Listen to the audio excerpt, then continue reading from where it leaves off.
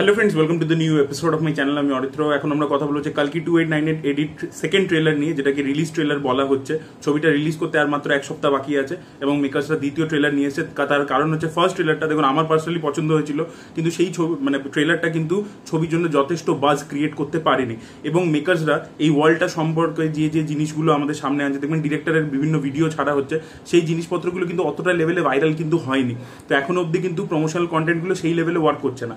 এবং তার একটা মূলত কারণ হচ্ছে, আমি প্রথম ট্রেলার এবং দ্বিতীয় ট্রেলারটা দেখে একটা জিনিস বুঝে গেছি। দেখুন, সাউথ ইন্ডিয়ান ডিরেক্টরদের ক্ষেত্রে, সাউথ ইন্ডিয়ান হিরোদের ক্ষেত্রে কি হয়, যে তাদের যে ফ্যান ফলোয়িংটা থাকে না, তারা মাসি জিনিসপত্র দেখতে পছন্দ করে, কারণ ওদের হিরোরা সবসময় লার্জার দ্যান লাইফ কিছু করে আসে।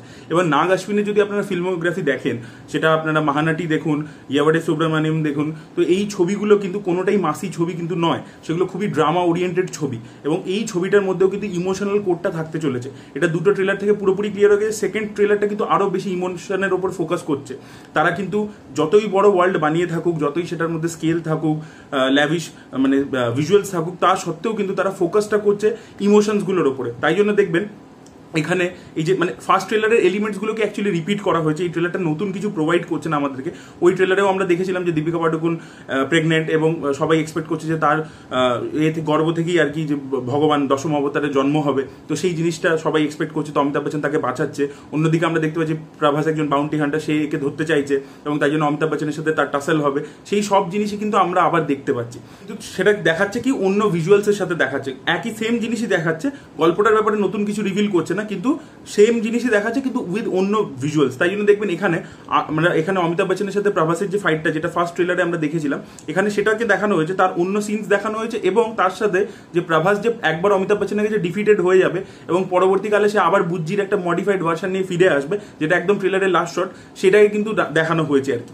এবং আমরা আরো একটা জিনিস দেখতে পাচ্ছি, এবং আমার একটা জিনিস খুব ভালো লেগেছে, দেখবেন একটা পিছনে গান রয়েছে, যে গানটা হিন্দি ভার্সনে অমিতাভ বচ্চনের নিজের গলাতেই রয়েছে, তেলেগু ভার্সনে একটা রয়েছে। তেলেগু ভার্সনে গানটা আমার বেশি ভালো লেগেছে, বাট দুটো গানই কিন্তু এমনভাবে ডিজাইন করা হয়েছে, সেটা কিন্তু প্রচন্ড ইমোশনের উপর ফোকাস করে।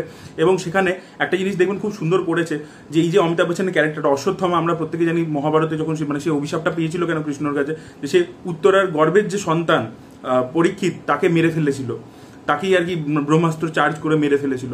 তো সেই দ্রাপর যুগে সে যে কাজটা করেছিল, যে একটা নিষ্পাপ শিশুর হত্যা করেছিল, তার রিজারেকশনটা কিভাবে হচ্ছে, সে কিন্তু একটা প্রেগনেন্ট মহিলাকেই বাঁচাচ্ছে। এই জিনিসটা আমার খুব ভালো লেগেছে।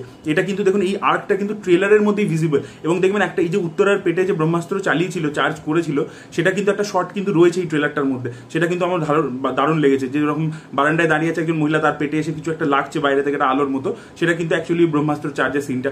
এবং আমরা মহাভারতের ব্যাটেল ফিল্ডেরও কিছু শট কিন্তু এবারে ট্রেলারটা দেখতে পাই। তো ভিজুয়ালস কিন্তু খুবই ভালো হয়েছে। একটা পুরোনো দিনকার আমাদের মাইথোলজি, সেটাকে রেখে তার সাথে মডার্ন ডে ভিজুয়ালস। এবং দেখবেন ওই জন্য ল্যাঙ্গুয়েজটারও দু রকমেরই রয়েছে। প্রভাসের যে কথাবার্তা, সেটা খুব আজকের দিনের মতো, অমিতাভ বচ্চনের ডায়লগস ইত্যাদি, সেগুলোর মধ্যে একটা পৌরাণিক ভাইব আছে, সেটার মধ্যে আমাদের ইন্ডিয়াননেসটা বেশি করে আছে। এবং এখানে তিনটে ওয়ার্ল্ড আমরা বেসিক্যালি দেখতে পারবো। একটা তো এই কমপ্লেক্সটা রয়েছে, একটা কাশি রয়েছে, আর একটা হচ্ছে কালকির যেখানে জন্ম হবে, সেই জায়গাটাকেও এখানে দেখানো হচ্ছে। তো এই তিনটে এরিয়াতে মূলত এই গল্পটা ভাগ হবে। এগুলো মেকার্সরাই আর কি নাগ অশ্বিন নিজেই বলেছে। তো নাগ অশ্বিন কিন্তু এখানে ড্রামা এবং ইমোশনের উপর প্রচন্ড ফোকাস করছেন এবং গল্পটাকে প্রাধান্য দিচ্ছেন। এখানে কিন্তু প্রভাস কিন্তু খালি তার হিরো নয়, যে প্রভাসের হিরোইজমটাকেই খালি সেলিব্রেট করে যাবে, সেটা কিন্তু তিনি করবেন না। এটা কিন্তু দুটো ট্রেলার থেকেই পরিষ্কার হয়ে গেল।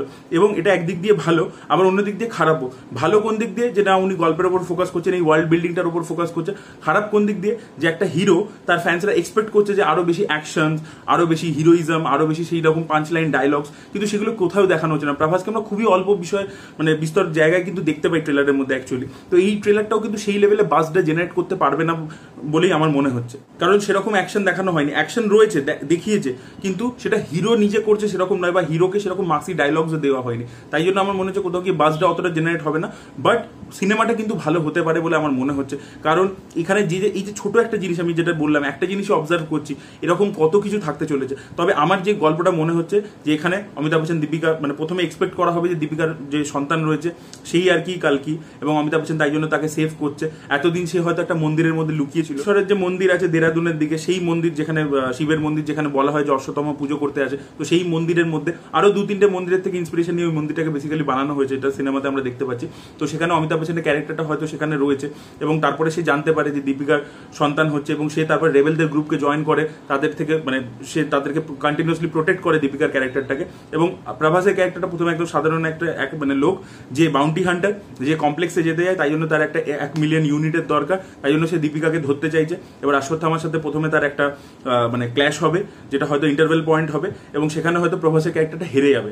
এবং সেকেন্ড যে হাফটা হবে সেখানে আমরা দেখতে পাবো প্রভাসের ক্যারেক্টারটাকে বুজ্জিকে মডিফাই করছে, কারণ বুজ্জিকে আমরা দেখেছিলাম একটা মানে ট্রেলারের শর্ট দেখেছিলাম প্রথম ট্রেলারটায়, অমিতাভ বচ্চনের ক্যারেক্টারটা লাথি মেরে দেয়, তো সেখানে বুজ্জি হয়তো ডিস্ট্রয় হয়ে যাবে, তো প্রভাস ওটাকে আবার করে রিমডিফাই ইত্যাদি করবে, আবার এদের পিছনে আসবে। এবং ওই যে যেটা আমরা এই ট্রেলারে দেখতে পাচ্ছি যে বুজ্জির একটা মডিফাইড ভার্সন নিয়ে চলে এসেছে এবং বলছে আমি এবারে প্রিপারেশন করে এসেছি লড়াই করার জন্য। তো সেরকম একটা কনফ্রন্টেশন আমরা দেখতে পাবো অমিতাভ বচ্চনের সাথে আবার, এবং দ্বিতীয়বারে প্রভাসের ক্যারেক্টারটা হয়তো অমিতাভ বচ্চনকে প্রায় হারিয়ে ফেলবে, এবং সেই মুহূর্তে গিয়ে কিন্তু কোথাও গিয়ে একটা অমিতাভ বচ্চন রিয়েলাইজ করবে যে প্রভাসকে এতক্ষণ যে একটা সাধারণ লোক, একটা বাউন্টি হান্টার ভাবছিল, সে কিন্তু সেটা নয়, সেই হয়তো কালকি, মানে আমাদের কালকি। তো সেইটা কিন্তু সেইখানে রিভিল হবে, এবং তারপরে হয়তো কোনো একটা টুইস্ট থাকবে, যেখানে হয়তো এই যে দীপিকার যে সন্তান হচ্ছে সে তাহলে ভগবান নয়, এবং কালকি তো প্রভাস হবে, এটা 100% গ্যারেন্টি। তাহলে এই সন্তানটা এটা কে, একে যে ভগবান বলা হচ্ছে, তাহলে কি এটা কালী, এটা কি কালী জন্মাচ্ছে, সেটাই কি টুইস্ট? বা এটাও হতে পারে, আমরা বুঝতে পারছি কামাল হাসান মেন অ্যান্টাগনিস্ট, এবার সেই কি কালী, সে কি আবার একটা মানে তার একটা লাইফ শেষ হয়ে গেছে, সে আবার করে জন্মাচ্ছে দীপিকার পেট দিয়ে, সে একটা রিইনকার্নেশন ভার্সন, এরকম কি কিছু ব্যাপার আছে? কি হতে চলেছে সেটাই দেখার মতো বিষয় হবে, সেটাই খুব ইন্টারেস্টিং। একটা আনএক্সপেক্টেড টুইস্টে গিয়ে ছবিটা কোথাও গিয়ে শেষ হবে, তো সেই টুইস্টটাই আমার মনে হচ্ছে যে সন্তানটাকে গোটা ছবি জুড়ে দেখাবে যে এ হচ্ছে ভগবান, সেই হয়তো শয়তান বেরোবে, সেই হয়তো কালী বেরোবে, সে কালকি হবে না, কারণ কালকি প্রভাসই হবে। এবার তারপরে যখন রিয়েলাইজেশনটা হয়ে গেল এই ছবিতে, প্রভাসের ক্যারেক্টারটা খালি রিয়েলাইজ করবে যে তার পাওয়ার্স আছে, তাকে একটা কোনো বড় পারপাসের সাথে এই মানে পৃথিবীতে পাঠানো হয়েছে, এবং সেকেন্ড পার্টে হয়তো সে প্রিপারেশন নেবে, তার প্রিপারেশন শুরু হবে। এবং আমরা শুনতে পাচ্ছি যে এখানে একটা পরশুরামের ক্যারেক্টার থাকতে চলেছে, যে ওকে ট্রেন করবে, তো যে নেক্সট পার্টের জন্য যে তোমাকে কি কি করতে হবে, তোমার অস্ত্র শিক্ষা ইত্যাদি, যেটা আর কি মানে দৈব শক্তি, এবং তাই জন্য সে কালীর সাথে লড়বে। তো সেইগুলো কি হবে, সেই অ্যাঙ্গেলগুলো হয়তো আমরা পরের পার্টে এক্সপ্লোর করবো। আমার এরকম মনে হচ্ছে, আমার এই স্টোরিটা এরকম মনে হচ্ছে, দেখা যাক, আই মাইট বি রং, নাগাশ্বিন হয়তো অন্য কিছু ডিরেকশনে ভেবেছে, দেখা যাক কোনো টাইম ট্রাভেলের কনসেপ্ট আমরা দেখতে পাই কিনা, এবং মহাভারতের সাথে কিভাবে জোড়ে কি করে সেগুলোই দেখার মতো বিষয় হবে। এবং কামাল হাসানের ক্যারেক্টারটা নিজে কালী নাকি সে কালী যাতে পৃথিবীতে আসতে পারে তার ব্যবস্থা করছে, কি করছে এক্স্যাক্টলি, ঠিক আছে। আবার অন্য দিক থেকে ভেবে দেখলে হয়তো ট্রেলারে কনফিউজ করার জন্য রাখা হচ্ছে, শাশ্বত চট্টোপাধ্যায়ের একটা ডায়লগ আছে যেখানে তিনি বলছেন যে আজকে যদি মেরে দিই তাহলে কালকেটা আর আসবে কি করে, মানে সে অ্যাকচুয়ালি দীপিকা পাডুকোনকে মেরে দিতে যাচ্ছে যাতে তার সন্তান জন্মই না নেয়। তো খুব ইন্টারেস্টিং অ্যাসপেক্টগুলো রয়েছে। আমার তো পার্সোনালি দেখুন খুব ভালো লাগছে, ওয়ার্ল্ড বিল্ডিংটা, যে ভিজুয়ালসগুলো দেখতে পাচ্ছি, এক একটা যে স্ট্রাকচার ডিজাইন করছে, গ্রাফিক্সের কাজ, প্রতিটা জিনিস কিন্তু খুব ভালো হয়েছে।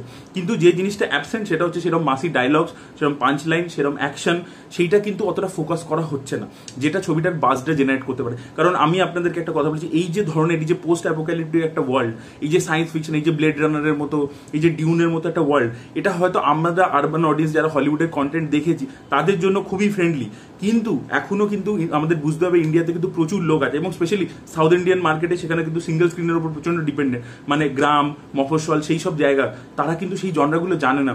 এর জন্য দেখবেন আমি একটা ভিডিও বানিয়েছিলাম, কবির খান এবং ঋতিক রোশন কোলাবোরেট করছে একটা পোস্ট অ্যাপোক্যালিপটিক থ্রিলারের জন্য, সেখানে আমি বলেছিলাম এই জনরাগুলো কতটা এখনো অব্দি আনসেফ ইন্ডিয়ার মধ্যে। তো দেখা যাক, এই ছবিটা হয়তো খুব ভালো হবে, হয়তো বক্স অফিসে সেই রেজাল্টটা করতে পারলো না, বাট দেখা যাক, মেকার্সরা চেষ্টা করছে, লেটস সি কি হয়। আপনাদের কি মতামত ট্রেলারটা নিয়ে অবশ্যই জানাবেন, আপনাদের কি স্টোরি প্রেডিকশন সেটাও কমেন্টে লিখে জানাবেন। এই ভিডিওটা ভালো লেগে থাকলে লাইক করুন, শেয়ার করুন, চ্যানেলকে সাবস্ক্রাইব করতে ভুলবেন না। Bye bye.